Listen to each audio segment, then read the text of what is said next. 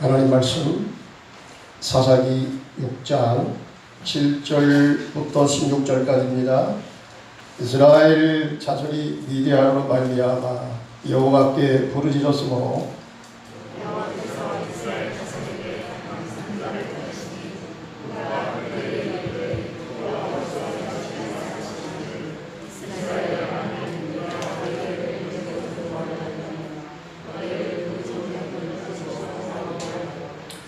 애굽 사람의 손과 너희를 학대하는 모든 자의 손에서 너희를 건져내고 그들을 너희 앞에서 쫓아내고 그 땅을 너에게 주었으며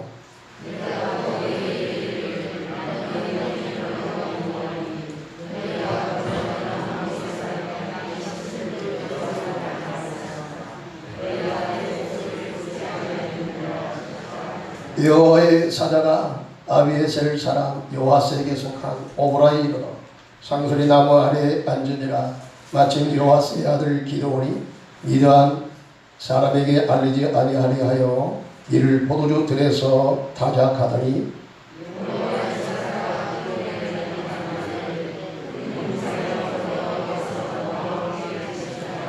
기드온이 그에게 대답하되 오 나의 주여 여호와께서 우리와 함께 계시면 어찌하여 이 모든 일이 우리에게 일어난다이까.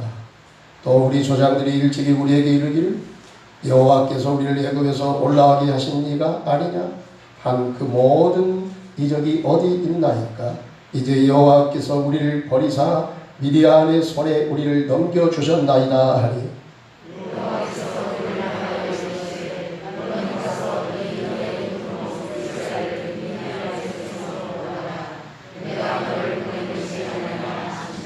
그러나 기드온이 그에게 대답하되 오 주여 내가 무엇으로 이스라엘을 구원하리까.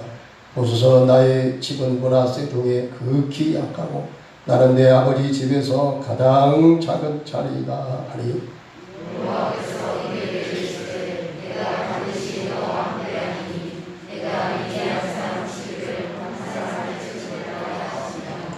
기드온이 그에게 대답하되 만일 내가 주께 은혜를 얻었사오면 나와 말씀하신 이가 주 되시는 표징을 내게 보이소서. 아멘. 절망 속에서의 희망의 반전입니다.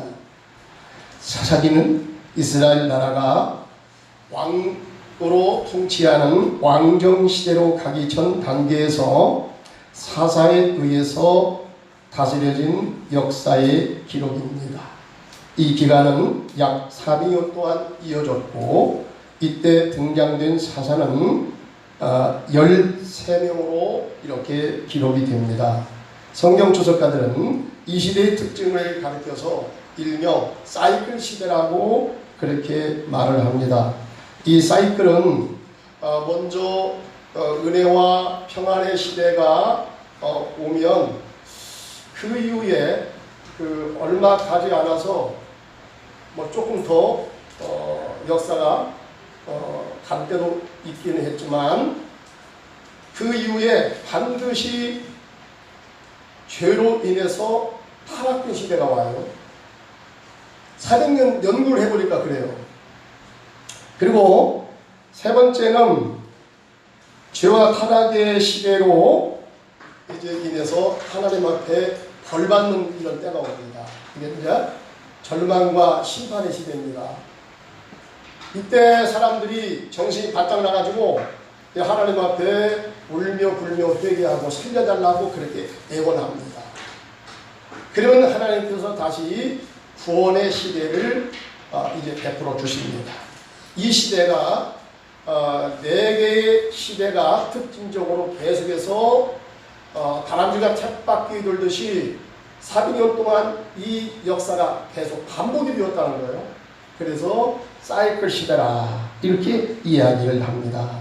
본문에 나타난 이스라엘은 세 번째에서 네 번째로 넘어가는 상황이 전개되는 그런 시대였습니다.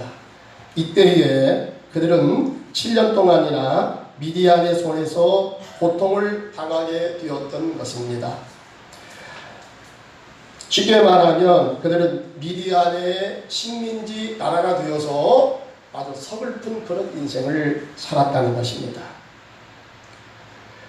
그래서 그들은 자기들이 살던 집에서 제대로 살지 못하고 산으로 도망가서 토굴 속에서 또 움집을 짓고 산다든가 이렇게 그들은 아주 비참한 삶을 살았습니다.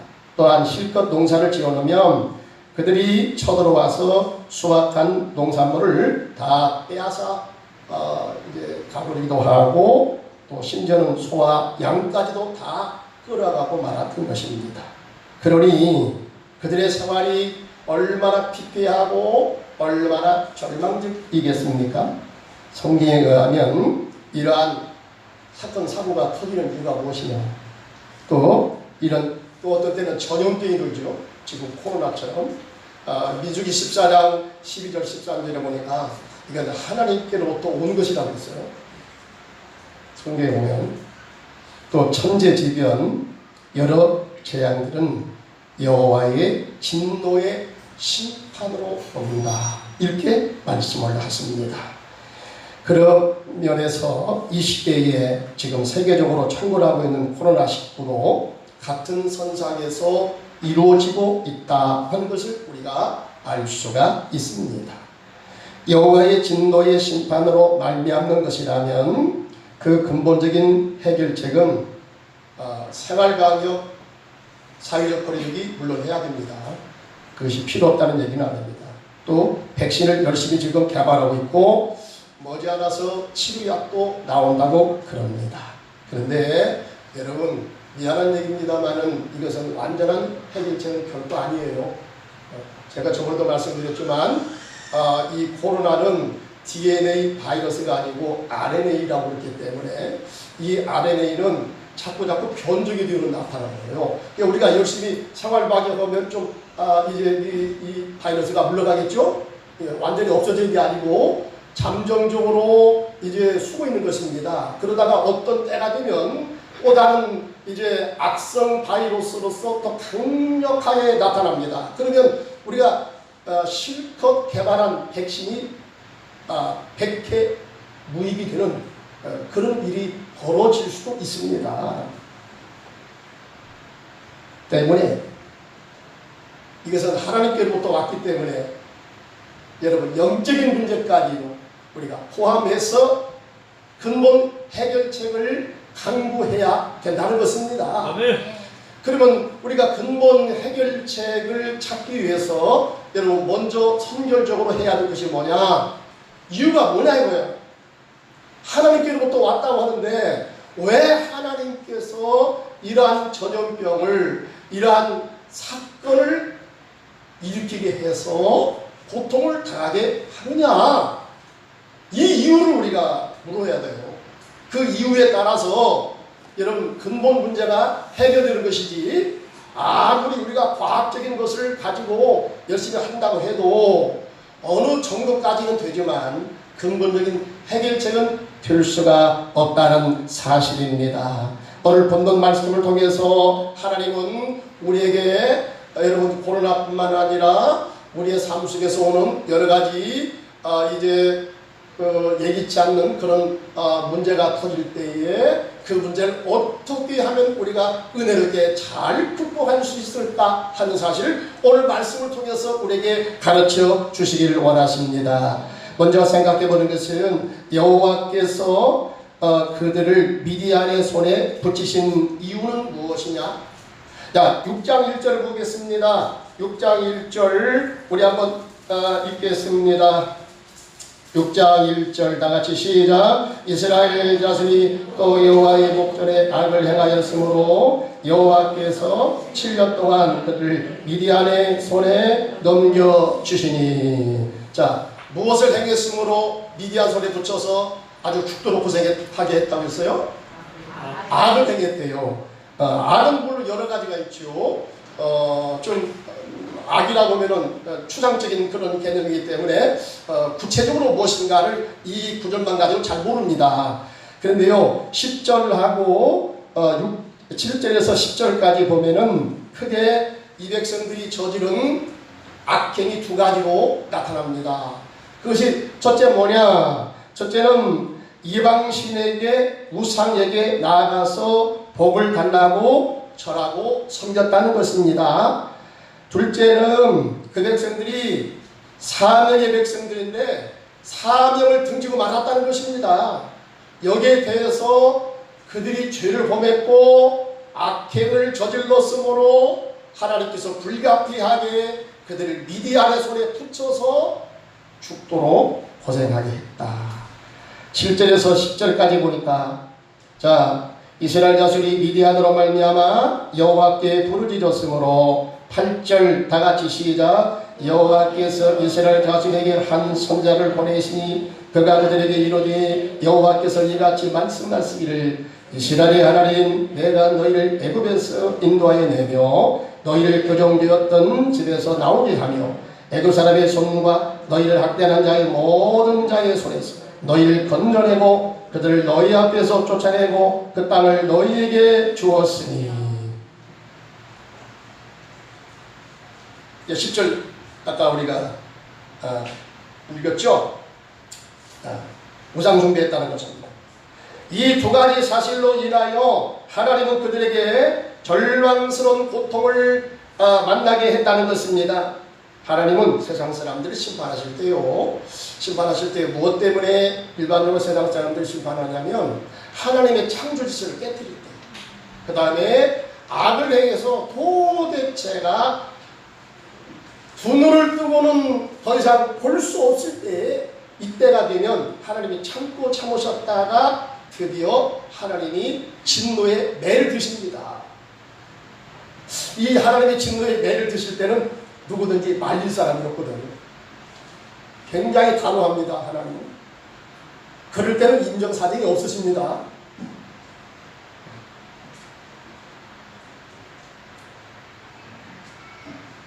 여러분 이번에 단적으로 제가 이 코로나에 대한 깨달음에 대해서 한번 언제 설교를 한번 하고 그럽니다만은 오늘 저 부분적으로 이번에 이 코로나로 인해서 지금 에베레스트 산이요 8,848m죠. 굉장히 높은 산인데 평상시는 볼 수가 없었답니다. 그런데요 지금 멀리서도 여러분 이 에베레스트 산 이 상등성이를 많은 부분을 볼 수 있다는 거예요. 그만큼 이 공해로 인해서 여러분 우리가 살아가고 있는 이 자연 환경이 굉장히 오염이 되었어요. 굉장히 오염이 심각합니다.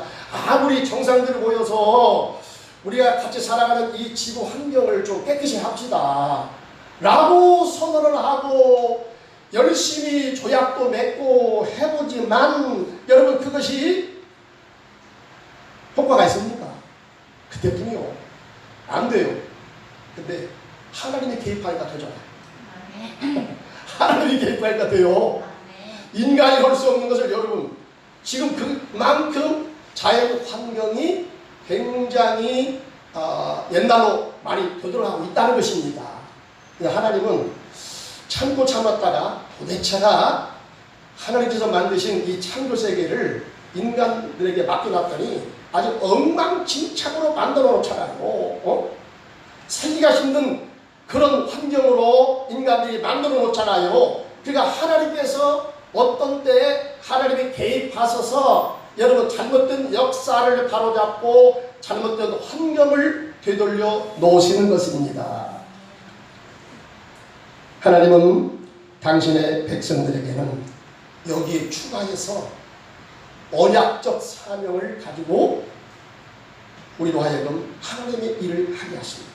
그래서 언약적 이 사명을 주실 때 하나님께서 언약의 말씀을 주시고 너희가 이 말씀을 지켜 행하면 너희가 세계에서 열방의 으뜸 나라가 될 것이고 너희가 들어가도 나가도 복을 받게 될 것이고 너희들의 떡광줄에 복을 받게 되시고 만약에 너희가 하나님의 말씀, 언약의 말씀, 계시의 말씀 우상 숭배를 한다든가 악행을 저지르면 여호와께서 너희들의 울타리를 허물어 가지고 너희를 열방으로 다 끌어가서 거기에서 죽도록 고생한 다음에 정신 차리게 한 다음에 깨닫고 회개하면 다시 너희를 고토로 돌아오게 하겠다.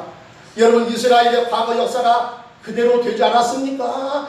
오늘 언약의 새로운 하나님의 백성이 바로 교회의 여러분과 내가 되는 줄로 믿습니다. 하나님은 또다시 우리와 언약의 말씀을 통해서 너희가 말씀을 지키면 너희들이 남나는 은혜와 복을 너에게도 주겠지만 그러나 너희가 만약에 언약적 불이행을 한다면 너희를 비참한 신세가 되게 하겠다. 하나님이 경고하시는 것입니다. 그런데 아무리 하나님의 경고를 받고도 들은 척도 하지 아니하고 여러분 하나님의 은혜를 받고 처음에는 잘 겸손하게 하다가 조금 시간이 지나간 다음에 어떻게 된다고 그랬어요? 이스라엘 역사 보니까 그게 단지 이스라엘만의 역사가 아니에요. 우리 자신의 역사가 되고 여러분 모든 세계 나라의 역사도 되는 거예요. 이런 네 가지의 주기를 따라서 여러분 역사가 계속해서 반복하고 있습니다. 그래서 이제 하나님께서 여러분 어떤 때는 말씀을 통해서 선자를 통해서 양심을 통해서 깨닫게 하시고 하나님께서 경고를 하시지만은 그래도 경고를 무시하고 계속적으로 나쁜 길로 빠졌다가는 드디어 하나님께서 들고 싶지 않지만 하나님의 매를 들어요. 하나님의 진노의 매를 든다는 것입니다. 시편 119편 71절에 보니까 고난 당한 것이 내게 유익이라 이로 말미암아 내가 주의 율례들을 배우게 되었나이다. 아멘. 여러분 우리가 평상시에 은혜를 은혜로 알고 더 겸손하게 여러분 해서 하나님을 잘 섬기면 얼마나 좋겠습니까? 그런데 우리가 그러지를 못한 것 같아요. 처음에 은혜 받을 때, 처음에 예수 믿을 때 우리는 얼마나 은혜가 충만했습니까? 내가 하나님의 은혜를 떠나지 않겠습니다. 내가 죽도록 충성하겠습니다. 주님. 어떠한 상황 속에 들어가든지 간에 내가 주님과의 관계를 무너뜨리지 않고 끝까지 내가 주님을 따라가겠습니다. 여러분 이렇게 해놓고 결정적인 상황에 들어가면 하나님도 몰라보고 은혜가 무엇이고 그런 건 다 필요 없고 우선 내가 살기 좋은 것, 내 입맛에 당기는 것, 아버지의 뜻은 저쪽 뒤쪽으로 다 밀려버렸어요. 어느 생각에.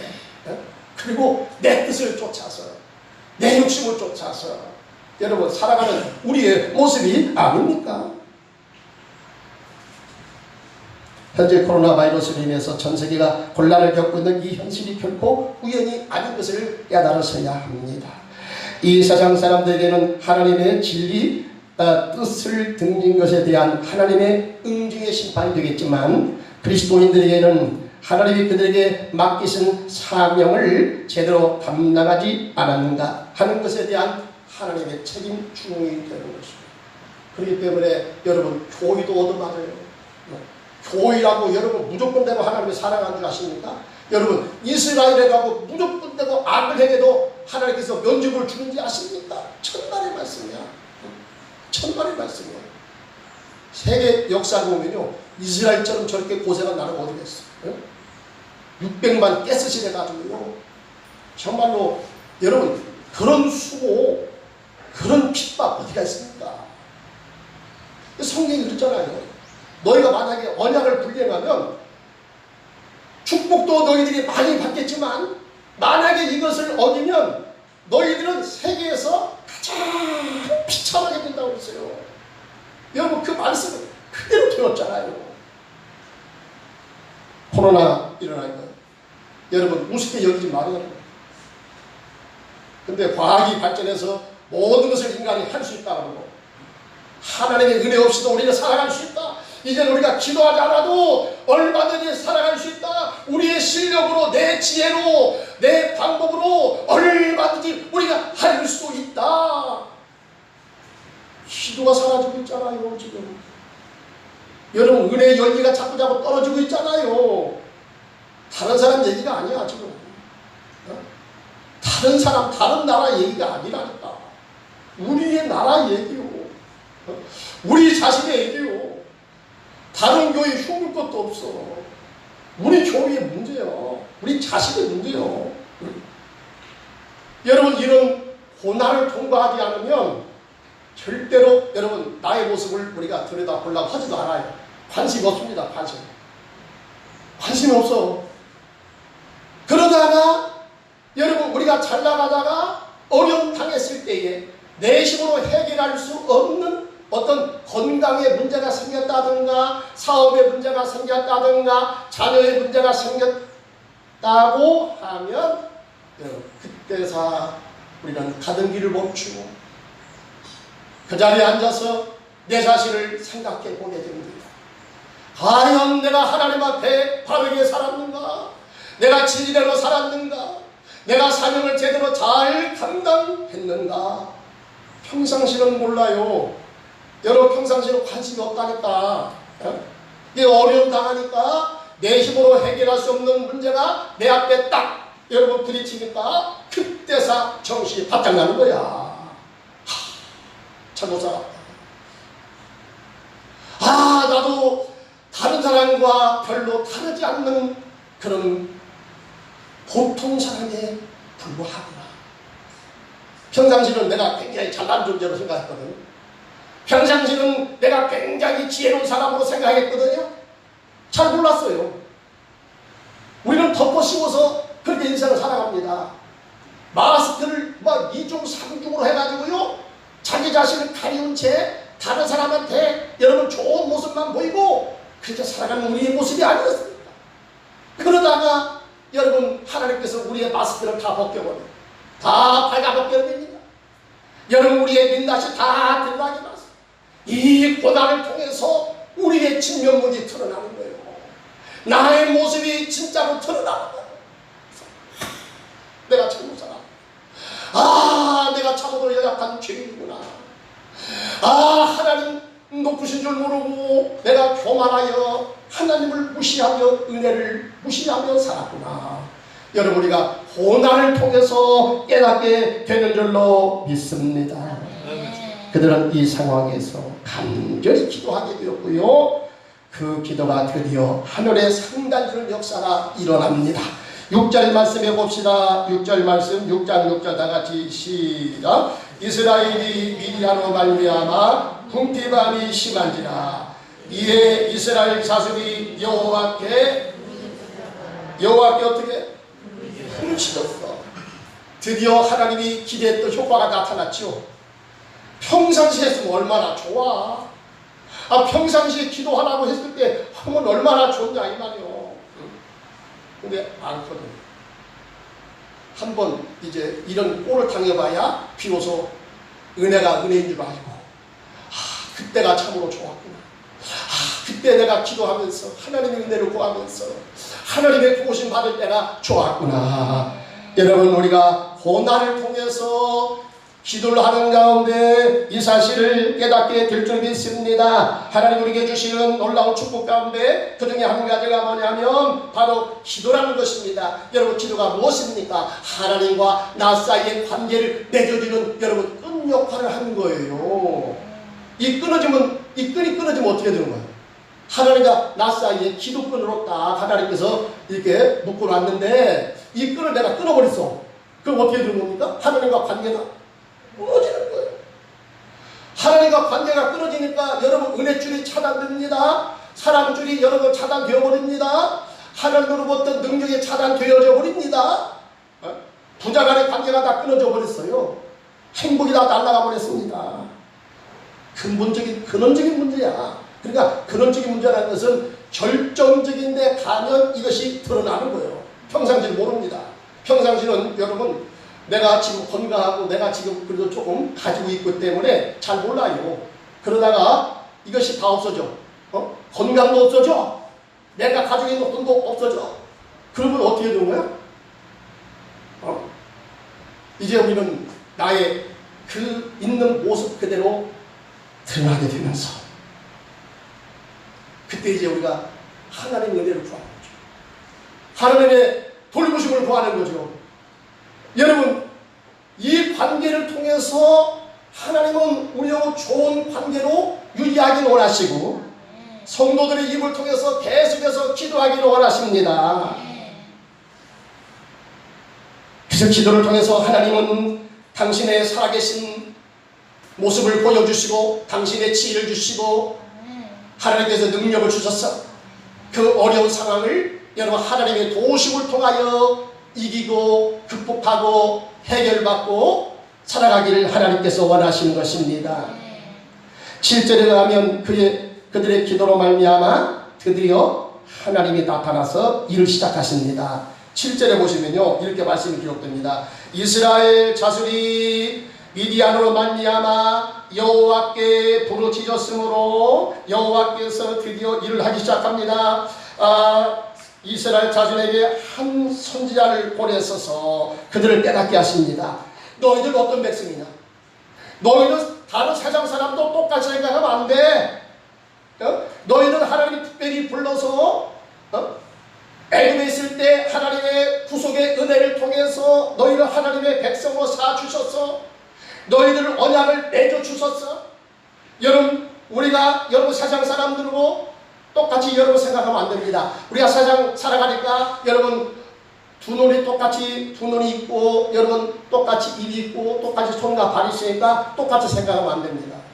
그렇다고 우리가 아주 유별나게 아주 내가 독특한 존재고 내가 너희하고는 다른 아주 독특하고 나는 특별한 존재다 이렇게는 생각하지 마시고 여러분 우리는 최소한 하나님에게 부르심을 받은 하나님의 언약의 백성이라는 사실입니다. 이 사실을 깨닫게 하시는 것입니다.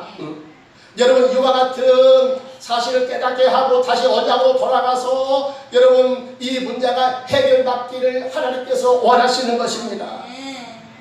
그때 이스라엘 백성들이 기도했으므로 여러분 이런 역사가 일어나기 시작하는 거예요. 여러분 우리가 어떤 때 기도하면요 기도를 하는 사람은 지금 당장 응답이 안 와도 기도해요. 근데 기도에 대해서 잘 모르는 사람은 처음에는 기도합시다 그러면 좀 합니다. 한 2박 3일 동안 해요. 그러다가 기도를 포기해버려요. 왜 그렇습니까? 물어본 거래요. 세상에서 재미없는 것이 기도다. 나 혼자만 무슨 말을 하지 하나님께서 응답해 주셔야 어쩌고저쩌고 안에 자관 들어주신다든가 안 들어주신다든가 무슨 말을 좀 해줘야 답답하지 않지. 아무리 불러도 대답이 없는 것 같아. 대꾸가 없어 대꾸가. 그러니까 재미가 없다는 거예요. 그래요. 여러분 그렇게 되면 기도처럼 재미없는 것이 어디가 있겠어. 그런데요 기도가 무엇인 줄 아는 사람 기도를 누릴 줄 아는 사람 여러분 기도하는 시간이 기다려지는 시간 기도하는 시간이 가장 은혜로운 시간 기도하는 시간이 여러분 축복의 시간인 것을 믿어지고 깨달아지거든요. 여러분 기도를 통해서 성령께서 내 마음속에 임하셔서 세미한 음성으로 하나님 말씀하십니다. 어떤 때는 환상으로 보여주십니다. 어떤 때는 꿈으로 보여주십니다. 어떤 때는 영업으로 들려주십니다. 어떤 때는 말씀으로 깨닫게 하십니다. 어떤 때는 하나님께서 고개를 돌리십니다. 어떤 때는 전혀 들어주지 않는 것 같아. 정말 이때는 미치겠어. 답답해. 여러분 그러나 결코 그 순간도 기도는 결코 헛된 것이 아니랍니다. 요한계시록 8장에 보니까 여러분 하나님께서 천사를 통해서 향단을 내 옆에 놓고 기도자 옆에 놓고 향단을 놓고 기도할 때마다 그 향단에다가 우리의 기도를 담아서 선사를 통해서 하늘 보좌에 계속 여러분 올려가는 줄 믿습니다. 출애굽기 2장 23절에 보니까 이스라엘 백성들이 애굽에서 노예 수준의 노동을 하면서 그들은 죽도록 고생합니다. 이들이니까 그들은 이제 요셉도 다 죽었습니다. 요셉 시대 때 자기들한테 잘해줬던 왕도 다 죽었습니다. 새로운 왕이 나타났습니다. 아주 이스라엘 사람들이 번성력을 좋으니까 왜 그렇게 죽도록 일을 시키는데 애기를 잘라. 그러니까 미워 죽었어. 잘못하면 이제 애굽에 이제 날라온 돌이 바뀐 돌을 다 찍어내게 생겼어. 그래서 애굽 사람들이 위기의식을 느끼고 이제 이 민족을 빨리 좀 어떻게 좀 제거해야 되겠다. 그래가지고 막 살아 정책을 펼치고 살아 제한 정책을 펼치고 아주 막 죽도록 일을 시키면 이 사람들이 아마 아기를 잘 못 낳을 것이다 했더니 이거 웬일이요? 그렇게 할수록 아기들은 더 많이 낳네. 어? 그러니까 또 막 핍박이 더 가해져. 그러니까 이스라엘 백성들은 맞으니까 고통스러우니까 하나님 앞에 부르짖기 시작합니다. 하나님 못 살겠어요. 하나님 살려주세요. 간절히 부르짖니까? 출애굽기 2장 23절에 보니까 그들의 기도가 여호와께 상달되므로 여호와께서 그들의 조상과 맺었던 언약을 기억하셨다. 여러분, 우리가 기도를 드리면 어떤 때는 하나님께서 못 들은 채 해요. 하나님이 들어주시는가 안 들어주시는가 답답해요. 그러나 결코 그것은 헛된 것이 아니랍니다. 우리 기도가 계속적으로 천사들의 향단을 통하여 기도가 감겨져 하늘보좌에 계속해서 올라가고 쌓이게 될 줄을 믿습니다. 이제 쌓임의 정도가 이제 차게 되면 하나님이 감동을 잡수시고 하나님이 감동하셔서 그들의 기도의 정성을 보시고 드디어 하나님의 응답의 때가 임하게 된다는 사실입니다. 여러분, 저수지예요. 여러분, 뙤양볕에 저수지 물이 고여 있잖아요. 그러면 이제 그 뜨거운 이 태양 그 열기에 의해서 이 물이 액체로 된 물이 기체로 수증기로 화합니다. 그래서 하늘로 올라가죠. 올라가서 수증기끼리 모여서 물방울이 맺혀집니다. 자, 물방울이 하나 둘 자꾸 이제 모여집니다. 그러면 물방울의 무게가 대단하거든요. 여러분, 빗물 바다를 보면 빗물의 무게가 굉장합니다. 그래서 이 하늘에서 이 빗물들이 수증기가 올라가서 이 빗물 되어서 그것이 이제 쌓이다 보니까 도대체가 그 무게에 견디지 못해서 빗물이 되어서 떨어집니다. 아시겠습니까? 빗물이 되어 떨어지는 거예요. 여러분, 우리의 기도의 원리도 마찬가지요. 기도의 원리도요. 우리가 여러분 힘들고 어려울 때 하나님께 기도하잖아요. 그 기도가 어떤 때는 나 혼자 복배인 것처럼 들릴지 몰라도 여러분 그때마다 계속적으로 기도하시기 바랍니다. 우리의 기도는 결코 헛것이 아닙니다. 계속해서 하늘로 올라가서 기도가 쌓이게 될 줄 믿습니다. 기도가 쌓이면 하나님이 그 정성을 보시고 하나님의 때가 일어났다 싶으면 하나님께서 은혜의 소낙비, 응답의 소낙비를 주룩주룩 내려주실 줄로 믿습니다. 은혜의 소낙비. 이럴 때는 이 찬송을 안 부를 수가 없어요. 우리 함께 기도해 주 앞에 나와 무릎 꿇고 그늘 베푸시는 주 하늘을 향해 두 손 들고 하늘 문이 열리고 은혜의 비출기 이 땅 하늘 내리도록 마침내 주 오셔서 의의 비출기 우리의 부시도록 하늘 문이 열리고 하늘 문이 열리고 은혜의 비출기 이 땅 하늘 내리도록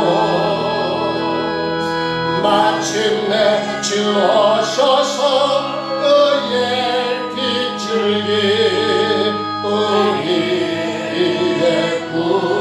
부시도록. 할렐루야. 여러분, 우리가 힘들고 어려울 때에 내 힘으로 해결할 수 없는 문제가 있을 때 낙심하지 말고 주 앞에 나와서 기도하시기 바랍니다. 계속 기도하면 우리의 기도가 하늘 보좌에 올라가 기도가 쌓여서 이제 하나님께서 감동을 잡수실 때에, 감동을 먹으실 때에 여러분 은혜의 빗줄기 소낙비가 되어서 우리에게 주룩주룩 나르게 될 줄로 믿습니다. 응답의 역사가 있어지게 될 줄로 믿습니다. 그래서 하나님은 드디어 그 민족의 기도를 받으시고요, 하나님께서 그 시대를 구출할 사람을 하나님께서 세우시는 겁니다. 여기 말씀해 보니까요, 하나님은 기도응답으로 천사를 이제 기도원에게 보내서 그를 큰 용사로 부르습니다. 기도원이여, 그대는 큰 용사이십니다. 근데요, 이게 웬일입니까? 기도원의 반응이 뭐예요? 아이고 하나님, 웃기는 소리 그만하세요. 제 입장이죠. 어떤 입장인지 아십니까? 하나님, 저는요 이렇게 고백합니다. 우리 집이 문화세 지파예요.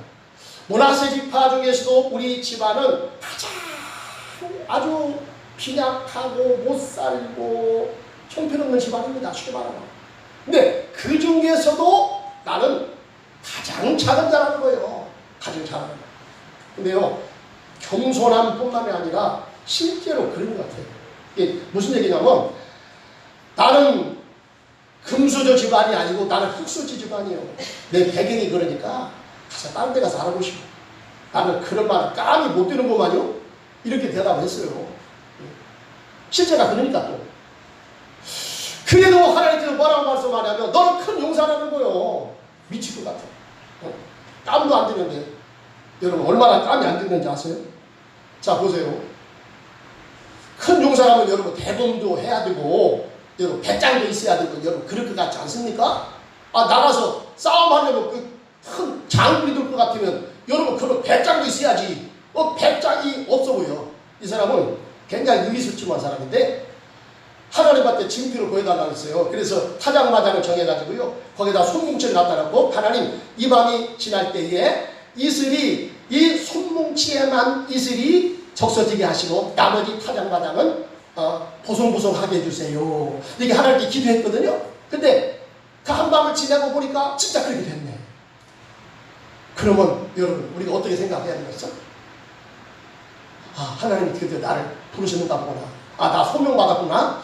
이렇게 좀 생각을 해야 되지 않습니까? 근데요, 이 기도는 아직도 마음에 안 모여.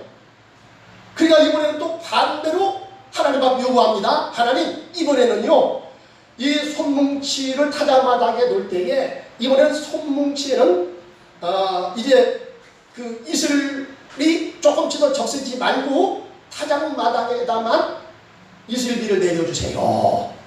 이러면 하나님께서 저를 불러주신 줄 알고 제가 주님 부르심에 순종하겠습니다 했거든요. 그런데 한밤을 지내고 보니까 그렇게 됐을 것 같아, 안 됐을 것 같아? 됐어. 그러면 이 정도가 됐으면 여러분 어떻게 해야 됩니까? 이제는 드디어 하나님이 나를 부르시는구만, 나도 이제 쓰임 받겠구만 하면서 나설 법한데, 여러분 아직도 주저주저합니다. 이만큼 이 사람은 큰 용사하고는 거리가 멀어. 얼마나 의기소침합니까? 얼마나 줏대가 없습니까? 얼마나 미약합니까? 이래가지고 전쟁하겠어요? 전쟁하겠어요? 그런데요, 하나님은 뭐라고 하냐면 큰 용사라네. 이거 안 맞아. 도대체 안 맞은 것 같아. 근데 하나님께서요,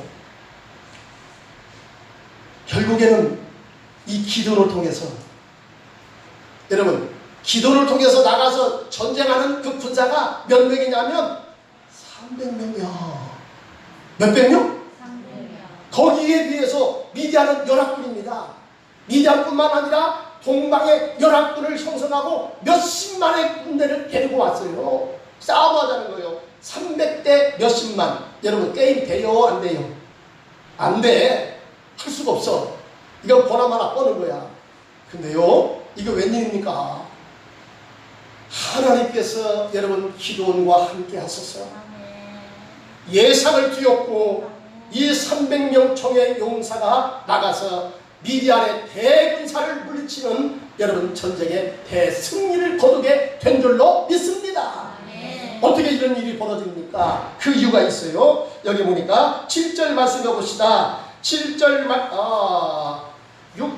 34절 죄송합니다. 6장 33절 다같이 읽습니다. 시작. 여호와의 영이 기드온에게 임하시니 기드온이 나팔을 불매 아비에셀이 그의 뒤를 따라 부름을 받으니라. 아멘.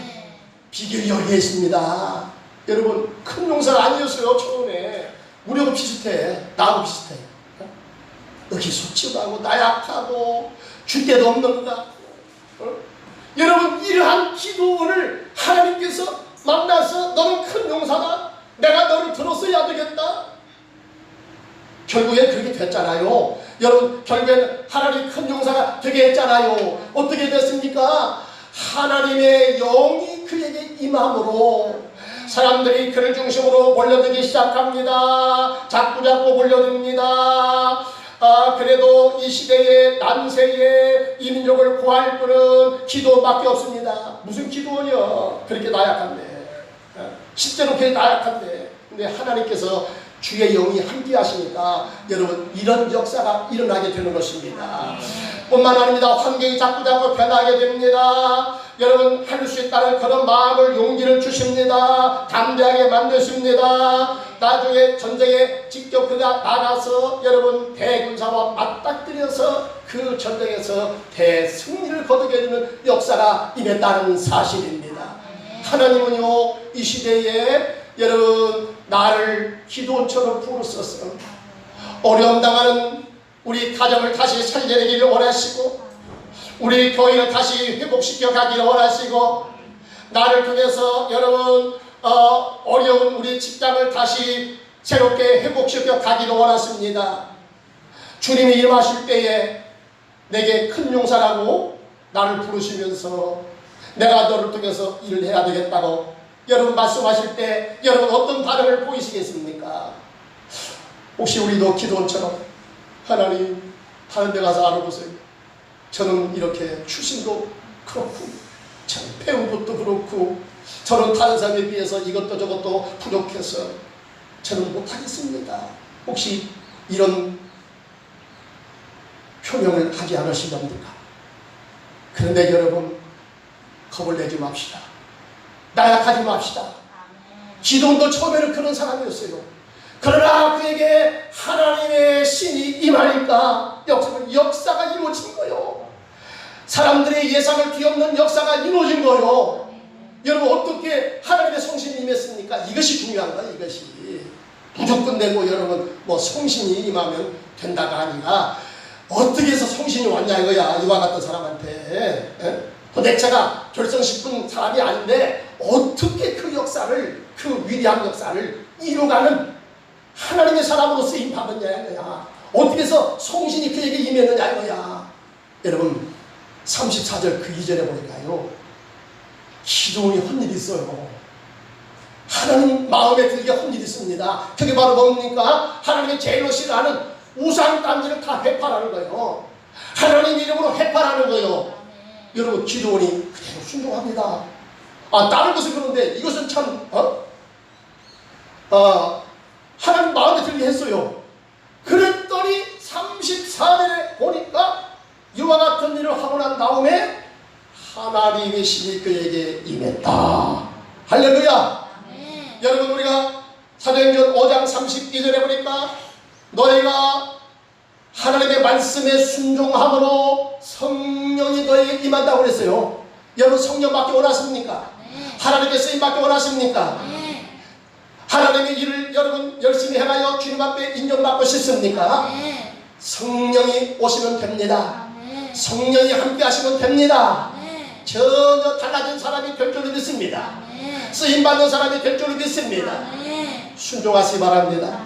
주의 말씀에 순종하시기, 기도하는 것도 있지만 여러분 순종하는 것 하나님이 참으로 기쁘게 보십니다. 기도하라면 기도하는 거요. 다른 이유가 없어요. 여러분, 전도하라면 전도하는 거요. 주의 말씀으로 믿고 여러분 순종할 때에 성경 말씀을 그대로 따라서 순종할 때에 거기에 하나님이 말씀을 통해서 주의 영이 우리에게 오시는 겁니다. 여러분, 주의 영이 오시면 끝납니다. 주의 영이 오시면 여러분 일 냅니다. 놀라운 역사가 일어납니다. 그래서 한 시대에 하나님께 쓰임받는 축복의 종이 되시기를, 불행한 나의 현재의 삶에서 희망의 반전으로 나아가는 위대한 역사가 펼쳐지시길 주님의 이름으로 축원합니다. 할렐루야. 하나님 아버지 감사합니다. 주님, 기도원도 주의 성신이 임하기 전에는 우리하고 별반 다를 바가 없습니다. 참으로 미약했고요. 의지도 약했고요. 도대체가 전쟁에 나가서 어떻게 전쟁을 치를까? 아니, 군사도 아니고 대장군으로서 참여하는데 당시의 그의 모습을 보면 참으로 형편없는 모습이었습니다. 그러나 주의 말씀에 순종해서 주의 성신이 그에게 임했을 때 그는 전혀 달라지는 사람이 되었습니다. 환경이 변화가 됩니다. 그를 중심으로 자꾸자꾸 사람들이 몰려듭니다. 그에게 하나님의 권위가 함께합니다. 하나님의 능력이 함께합니다. 드디어 길을 냈습니다. 예상을 뒤엎는 놀라운 역사가 일어났습니다. 주님, 오늘 주님께서 나를 이 시대에 우리 가정에, 우리 교회에, 이 나라에 나를 기도원으로 세우기를 원하십니다. 주님, 나를 기도원으로 부르실 때에 주여, 제가 부족합니다. 주님이 도와주시면 그러나 가능할 줄 믿습니다.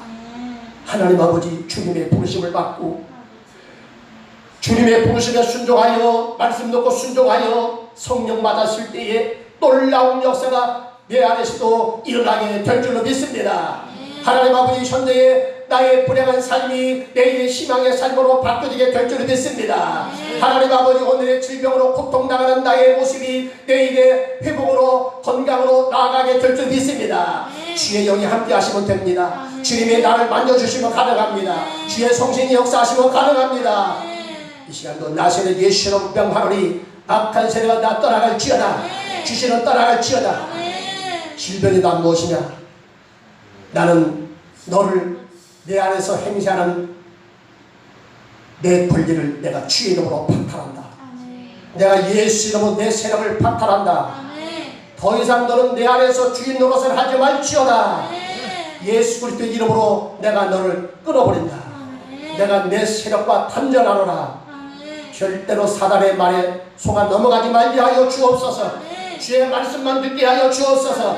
믿음으로 결단을 내리게 하여 주옵소서. 이 시간도 나세는 예수로 명하노니 악한 세력은 나 떠나갈지어다. 질병에서 노임 받을지어다. 당뇨병에서 노임을 받을지어다. 정상 수치로 돌아가라. 아버지 하나님이여, 혈압이 오르고 만사가 귀찮고 답답했던 사람, 이 시간도 주의 성령이 임하소서. 아버지, 그 질병으로부터 노임받는 역사가 일어나게 하여 주옵소서. 지금도 하나님은 살아계십니다. 믿음을 통해 역사하십니다. 그 은혜가 임할지어다. 새롭게 회복되게 하여 주시옵소서. 우리 주 예수 그리스도 이름으로 간절히 기도드리옵나이다. 아멘.